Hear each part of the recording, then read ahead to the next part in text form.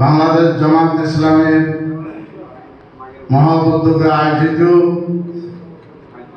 উলামায়ে কেরামদের এবং সুধী মণ্ডলীদের নিয়ে আয়োজিত আজকের এই গুরু গাম্ভীর্যপূর্ণ বরকতময় ইফতার মাহফিলের সম্মানিত সভাপতি,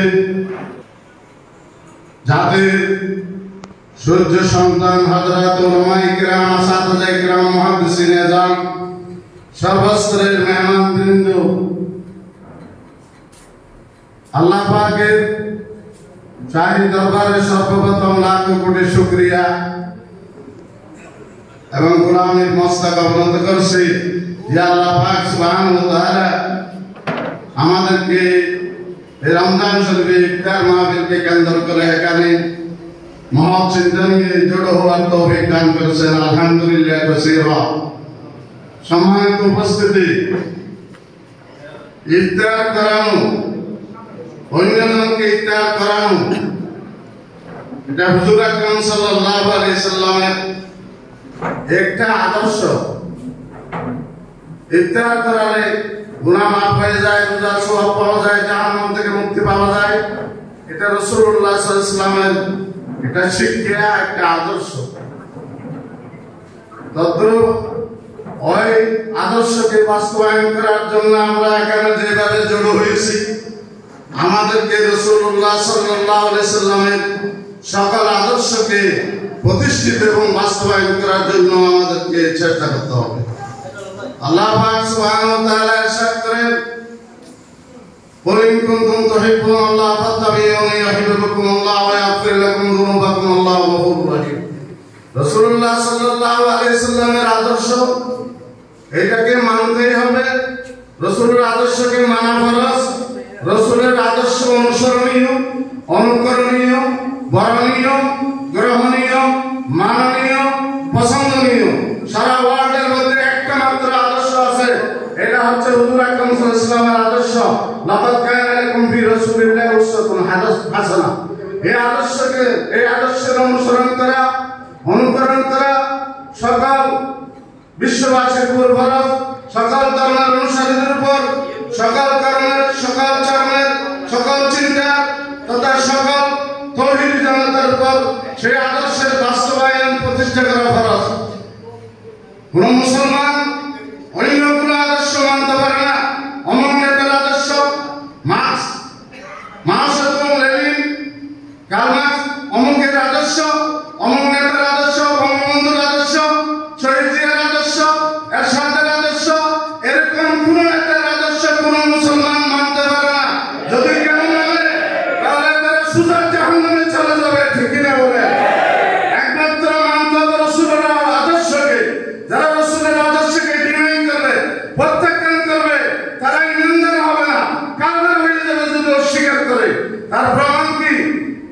সূরা নিসার আয়াত, ফালা ওয়ারাব্বিকা লা ইউমিনুন হাত্তা ইউহাক্কিমুকা। এটা দ্বারা বোঝা যাচ্ছে ইনকার করলে কাফের হয়ে যাবে।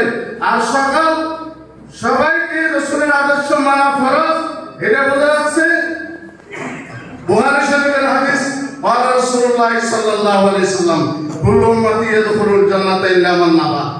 রাসূল সাল্লাল্লাহু আলাইহি সাল্লাম বলেন, আমার সকল উম্মত জান্নাতে যাবে, কিন্তু যারা অস্বীকারী, আবা গ্রুপের মানুষ। রাসূল সাল্লাল্লাহু আলাইহি সাল্লাম প্রশ্ন করা, কিলা মান আবা ইয়া রাসূলুল্লাহ, ইয়া রাসূলুল্লাহ আবা গ্রুপের মানুষ কারা? হুজুর সাল্লাল্লাহু আলাইহি সাল্লাম বললেন, মান আতাআনি দাখালাল জান্নাহ। আমার আদর্শ যারা অনুসরণ করবে তারা সোজা জান্নাতে চলে যাবে। ওমান আসানি, আমার আদর্শকে যারা প্রত্যাখ্যান করবে, মানবে না, তারা হচ্ছে আবা গ্রুপের অন্তর্ভুক্ত, তারা জাহান্নামে যাবে। সুতরাং রাসূলের আদর্শকে মানা ফরজ, ইনকার করলে কাফের হয়ে যাবে।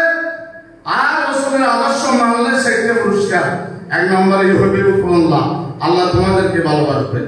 দুই নম্বর পুরস্কার ওয়া ইয়াগফির লাকুম যুনুবাকুম, আল্লাহ তোমাদের সব গুনাহ মাফ করবেন।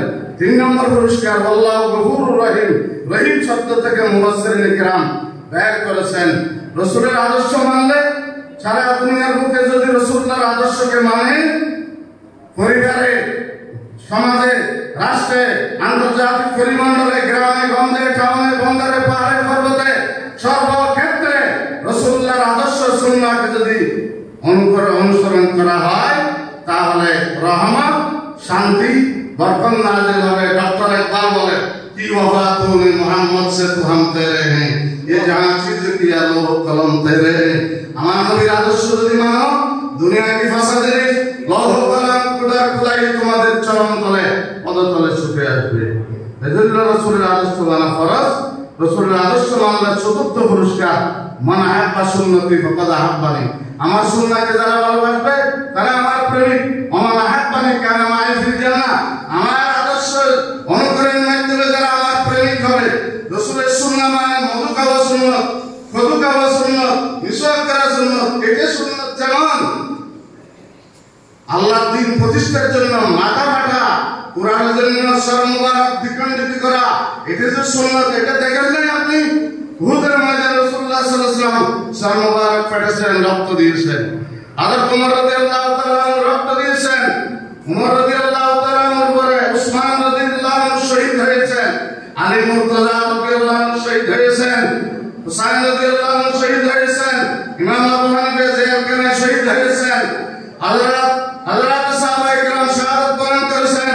বাংলার জমিনে আল্লামা মুফতিউর রহমান জামি রাহমাতুল্লাহ আলাইহি শাহাদাত বরণ করেছেন এবং আলী হাসান মুজাহিদ শাহাদাত বরণ করেছেন। এইভাবে অনেক উলামায়ে কেরাম বিশ্বনন্দিত মুফাসসির কুরআন আল্লামা সাইয়্যিদ রাহমাতুল্লাহ আলাইহি আল্লাহর দ্বীনের ঝান্ডাকে বুলন্দ করার জন্য, কোরআনের রাজ কায়েম করার জন্য শহীদ হয়েছেন। এইভাবে কোরআনের রাজ কায়েম করার জন্য সারা দুনিয়ার মুসলমানকে রক্ত দিতে হবে। এটা রাসূলুল্লাহর সুন্নাত। আপনারা রাজি আছেন কিনা বলেন? আমাদেরকে এজন্য ঐক্যবদ্ধ হতে হবে, ইনশাআল্লাহ রক্ত দিতে হবে। এটা সুন্নাত।